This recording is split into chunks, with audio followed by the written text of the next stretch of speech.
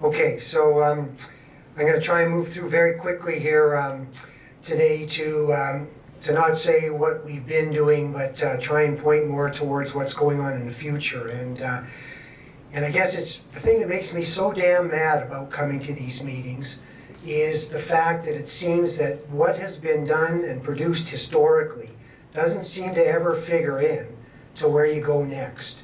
And I'm going to draw your attention to this again with the following three reference documents. Three major reviews done in the past little while because caribou is such a big issue to try and look at what the caribou issues are. And this has been done by a wide variety of scientists, and they've come up with very similar conclusions. And so one argument could be, yes, the guys that did this are all a bunch of dummies, and they're just missing the important points, or they've evaluated the information pretty damn carefully and give you an idea as to where to move forward. And I think I'm in the latter camp, and I hope more people start thinking about this so we can stop these types of meetings and get on with doing something useful in the future. And I point this to this, is that it's been referred to multiple times today, and the analysis, the reviews that have come in have pointed to this and this primarily as the limiting factor for caribou. Not food limitation, not because we're scaring these animals and causing issues with recruitment and things like that. Those things have been considered carefully along with these other pieces of information and have been discarded because there's no logic or no data or no arguments to indicate they're the important things. This limiting factor has been tested multiple times and continues to withstand the test of scientific testing as the driver for caribou dynamics. And to broaden that, this has been around for a long time. Tom Bergerud laid out a very nice testable hypothesis that he argued that the way caribou operate in the landscape is this spatial separation idea. They've got to be in places where predator densities are low, and predator densities are low there because there's not much for them to eat. Pretty simple story. He proposed this, and people got on with the testing of this idea because, like all good scientists, we didn't believe him when he initially put this forward. But as I say, there have been a number of tests, and it continues to be not refuted. The data support this argument. So when you talk about critical habitat, it goes right back to that very argument. These animals live in places where there's not much for other types of vegetation to support the normal ungulate system, either moose or possibly deer or elk or something of that nature. What's the human connection in all of this? It's again been proposed pretty in a straightforward way, probably two ways we can see things happening. The first one, and the most direct one, is pointing to the forestry operations. By their cutting and changing the age structure of the land base, it moves it to one that favors ungulates much more, particularly moose and deer. And if you do that in conjunction right on caribou range, that clearly creates an intermixing of these species, which normally doesn't happen according to this spatial separation hypothesis. The oil and gas connection is a little bit less direct, but the arguments have been leveled, and there's some data to support this, that it comes about by the fact that these linear features create infiltration networks for the predators to come from outside the caribou range into the range and then increase the spatial overlap and the caribou decline as a consequence. In terms of this working hypothesis, that led a lot to the categorization of these different caribou herds, and this has already been pointed out. Alberta stands out in red in a big way, and part of this is because I think we do have the best data. It comes about from a lot of hard work looking at these populations and based on some very solid data, I would argue. And the first thing that comes home is that the monitoring of these populations, as we do it by not counting them, because now we're talking about these boreal populations that live in northeastern Alberta primarily, where they're hard to count. They're not these ones up on the mountaintops where they get out in the open and you can see them. Because we can't count them, we've used what we call a realized population change, which is based on two fundamental demographic parameters. female survival and calf recruitment. And in the simplest sense, you have to produce more calves than cows you lose for the population to grow or stay stable. Pretty straightforward, and we've been doing this a variety for a number of years. And the bottom line in all of this is, yes, it's still sloppy. There could be some slight biases. I don't think there are. But the bottom line that comes home is we've been doing this for many herds now for 15, 20 years, and we get a tiny handful of years when the population growth rate is 1 or above. Virtually every other time, it's below 1. That, to me, the most parsimonious explanation would be is that we've got declining populations, and this is portrayed in this one. Virtually all the herds we look at, not all of them, virtually all of them are going down. And if you look at the trajectories of any individual herd, it looks like this. They go down, and they're going down quite strongly. So I don't give you any population estimates here, but even this information alone should be alerting us to be saying, we better get on with caribou conservation issues because we've got a problem here. And I don't care whether we're out of estimating our populations twofold, threefold. This should be enough to tell us we've got some real issues. Why are lambs less than 1? Pretty straightforward again. These guys are producing calves. They're not in any sort of nutritional stress that we can see. There's no indication of that whatsoever. But the calves are all being lost very early on, usually in the first couple of months. And it doesn't matter whether you count them later, you count them earlier, when it's easy to differentiate calves from cows, they're gone fairly early. What's the cause of mortality? We haven't put radios on calves to get the smoking gun, but wherever this has been done, in all other ungulates, every time you do it, what kills calves? Bears and wolves. And it's not going to be any different for caribou either. You want to go out and do that, go ahead. Be a lot of work, quite intrusive, but it probably won't make any difference to you in terms of what you do management-wise. So, is it worth it? In terms of adult female survival, it's a problem too. It's more stable. It is not as change as much as calves do, but it's still extremely important, and it's relatively low. And most of the causes of mortality there we can tell. And again, predators become very important as the primary source, and it's wolves in particular. And in northeastern Alberta, again, where most of the caribou in Alberta are, the big issue is that the mortality is taking place in the summertime. So the work that my lab's done has basically been trying to refute the predator hypothesis, not to support it, trying to refute it. I hope it's wrong, and I'd like to prove it wrong. I'm not wedded to this hypothesis. We want to get some data to test it. And we've been at it quite some time, and you see a long list of students here that have contributed to this. We produced some 20+ papers, and I've always pushed that it's not acceptable as science until we get it into published literature, and so all this information is available for people to read in the published literature if they want to take the time. I'll give you just one summary set of information that I think provides the most convincing evidence to me that I've found so far, at least in this part of the world. We started studying this population in northeastern Alberta, the west side of the Athabasca River, in the early 90s, testing this spatial separation idea. And Adam James, this PhD student, did it. And basically, at that time, the data seemed to support the argument.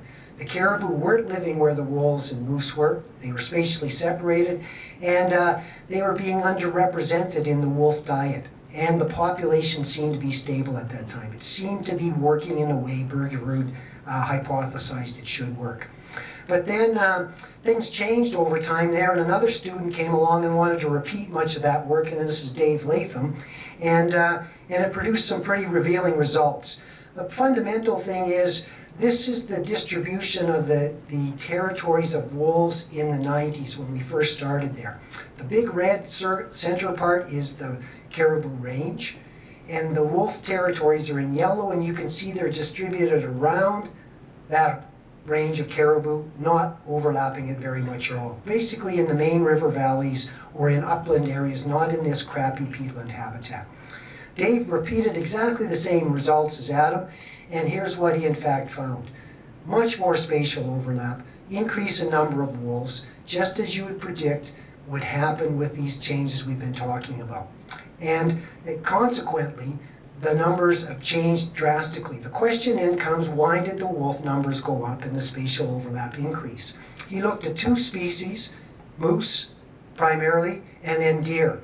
And this was just aerial survey data. The 95 and 97 was the earlier days, virtually no deer in these, particularly in these bog fen complexes where the caribou were.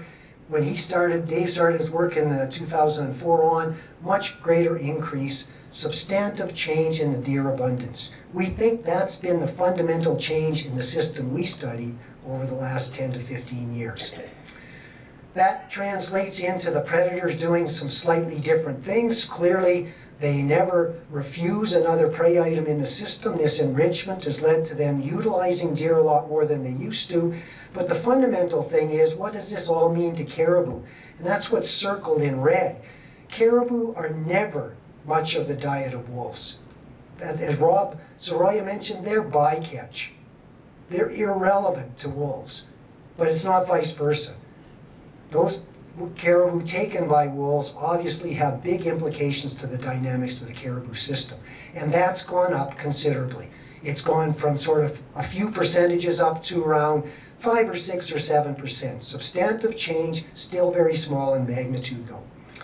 Population-wise, big confidence intervals around our realized population change, but it looked like the population may have been near stable up to sort of 2000, 2002 maybe, but it's been going down ever since then.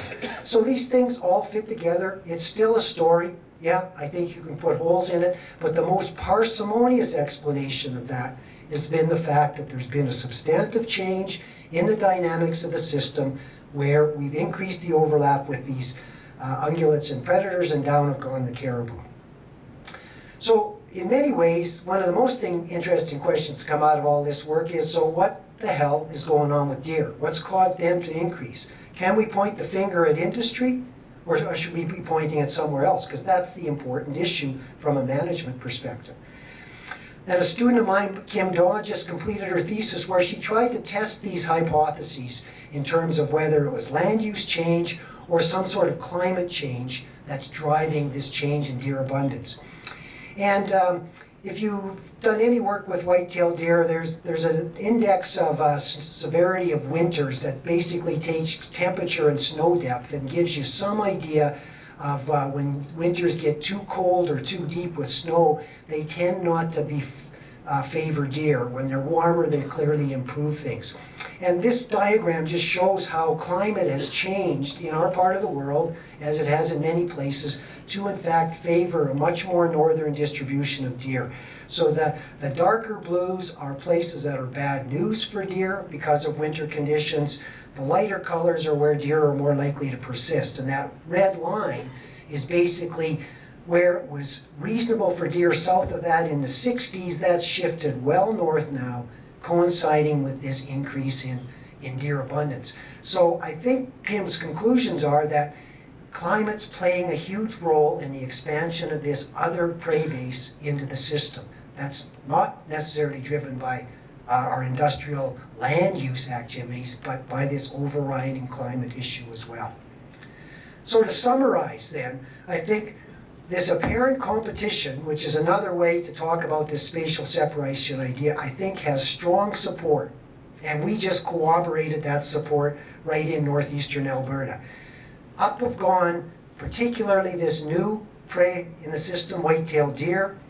They're interacting with their predators, wolves, in a feedback situation where primarily the wolves go up in response, and that feeds back negatively on the caribou. So it looks like it's competition, because when the deer go up, the caribou go down, but it's not the traditional competition where they're fighting over the same resource. It's all mediated by that sinister guy in the middle, the wolf. So there's lots of things we don't know. And as I said, we haven't got a clue about actual population sizes. They're rough estimates, very rough estimates, and we'd admit to that. We don't know things like the ungulate densities in and around caribou range, or the wolf and bear densities in and around these ranges. That's tough data to get. We can get it, and if you spend the money, you could probably get some of these estimates. But I think that getting that information won't make a lot of difference to what we actually have to do management-wise if we're going to do anything for caribou in the long run. So I don't think science has got a role to play there. And it doesn't mean we should stop doing science and research, but I hope we don't ever use it as an excuse that we need more information to get on with what we have to do with caribou management, because it's just wrong. So if we do move to conservation, the same story keeps coming out. We really only have 3 tools to manipulate in the system. We can restore, we can protect, and we can undergo the predator management story, which is basically wolf control. And tied with that would be some sort of ungulate management, as Rob pointed out, in certain situations. That's what we can do, and this is the reality that we're facing in much of northeastern Alberta. So this is part of caribou habitat. You can see up in the top corner there is Fort McMurray, the oil sands mines just north of there. As we play out the SAG-D development for this world, it's going to look something like this in 30 years. It's going to get a hell of a lot more busy than it currently is now. So you can talk up the yin-yang about restoration, reclamation of sites and that. The bottom line is it's likely the footprint's going to grow, not get smaller. And if we think the footprint is relating to the challenge we see out there, good for industry to try and do that restoration, but don't ever dream that that's going to provide a caribou solution. As Elston pointed out, we have to be operating at far larger cumulative effects sort of management issues to actually do something for caribou. So the question is, where should we do that? How much of it should we do? What should it look like? And I think we have far too long looked into the situation where we have to do it everywhere for caribou. They're all in trouble. We have to get on with it everywhere. And I don't think that's doable. I think we have to be far more astute about where we choose to do caribou conservation, or at least create priorities. And so we produced this paper to try and get people thinking about that. It's really a triage situation. And by that I mean that the actual cost of protecting caribou, if you put in all of the costs, cost of reclamation, the opportunities lost if you actually protect the area and don't allow energy sector development, for example, the cost of actually doing wolf control, if you put all those costs in, it's enormous. And there's no way the society is going to spend all that money required to recover all the caribou. So we are limited in our conservation dollars. That creates the triage situation. On top of it is we don't have time to fool around playing with each herd at a time. They're all in really tough shape, and the longer we stall, the less likely we have for opportunities. And then the third most important thing is the actual costs to do recovery, including those 3 things I talked about, varies enormously across the province. It creates a lot of opportunity then to invest your conservation dollars in places to get much more return on investment. And all of this is underlain by what we call a cost model. It's a net present value of the oil and gas resource under the land. And in fact, it's not just the oil and gas resource. We looked at forestry and everything. The bottom line, folks, is though that the real opportunity costs in this world are all oil and gas. Forestry, as you know, Elston, is trivial in that mix in terms of the revenues generated. But this was produced by our colleagues, Vic Adamowitz and Grant Howard in Rural Economy, and this combining of economics and ecology has proved to be, I think, really interesting in exploring a number of these issues.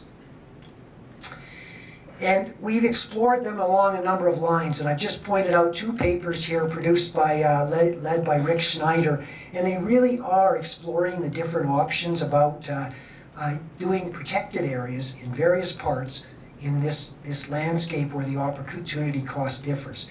And I draw your attention to a paper that's now been accepted, and I've just pulled out 1 sentence in the abstract that I think is the take-home message of all this. That using optimization approaches, we can grab 60% of our current caribou on the landscape through protection and lose only 2% of our net present value. 2%. Now, the energy guys, I think, would jump right away and say, my God, that 2% is still a hell of a pile of money, guys. And it is. It's probably millions, billions of dollars. But if you put the statistics this way, society, I think, should be willing to give up 2% to possibly protect 60% of the caribou. We just need to move on it. We have to do something to make that happen. So in terms of what the future should hold for research, I'm pushing again that the basic research, we've got enough to move forward. And the primary focus has to be on the management things put on the ground. As Rob eloquently showed, we need to get some active adaptive management going. That means putting real management, real things we think will work for caribou on the ground, get them rolling, and then seeing whether our actual treatment is doing the thing we expect it to do. So I think that's where most of the research should be focused. But for that to happen, they have to be put on the ground. So I look to government, because they're going to have to lead.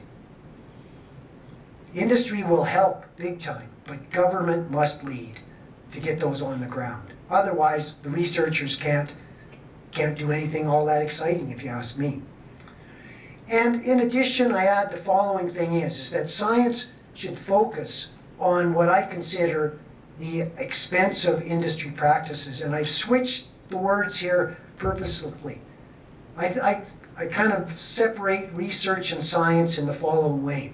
In many ways, research, I think, is often pointed to you doing an experiment, collecting some data to test hypotheses. When I'm using science here is these 4 things that I list cost industry a huge amount of money. But in fact, I think all of them could be looked at, and with some logic, careful scientific assessment could show you that the likelihood of them having important, effective influences on caribou are next to nil. So the question has to come back, why do we keep asking industry to do this and spending the money on this stuff? It's just not fair. And if we're going to try and build all this based on good science, we have to do it on both sides. We have to get rid of some things that have been on the books for a long time and are bloody useless, and spend that money on things that have some potential. So if I understand you correctly on this last statement here around science should focus on evaluating expensive industry practice, it looks like you're suggesting to shoot down the issue of linear feature recovery, which has been a common theme of suggestion. What's the rationale there? No, I'm sorry, I should have expanded on that. What you do would differ depending on these different issues you approach.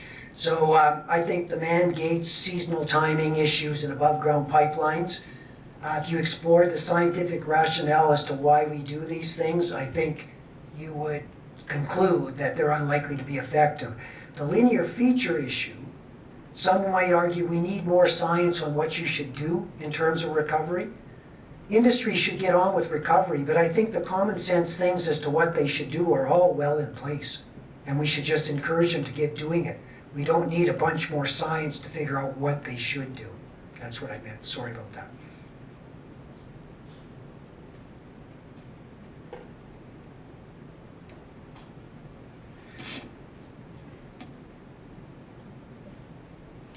Axel, go back to your zoo. Come on. Okay, but I just want to say bye. I don't want to just detract from the take-home message because it's powerful and good.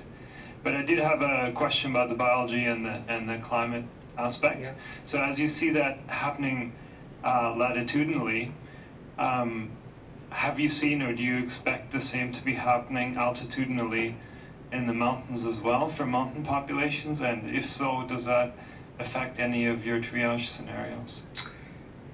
Yeah, that's a good question. Kim focused only on the boreal stuff. One could do the same sort of exercise for the mountain populations. So we could look at that.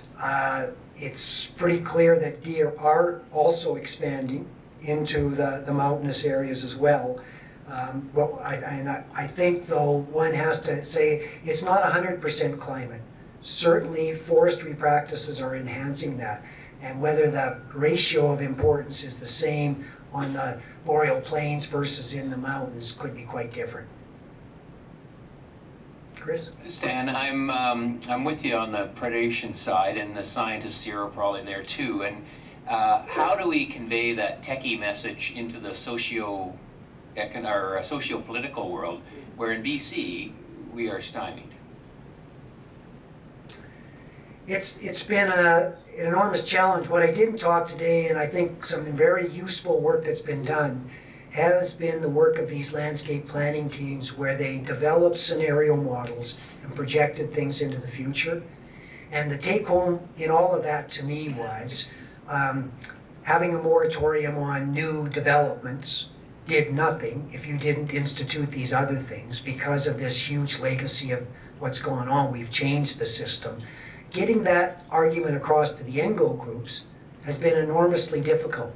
And you know, I don't have any real solution from that except from the standpoint that that common message, if it's the working one, could be wrong, but it's the best knowledge we have right now, has to be conveyed consistently to the public, I think.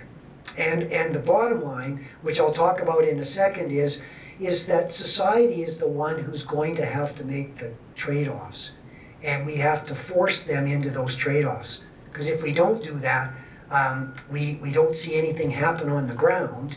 And we see by attrition the decision to basically utilize all of the resource, and caribou kind of slip by the wayside.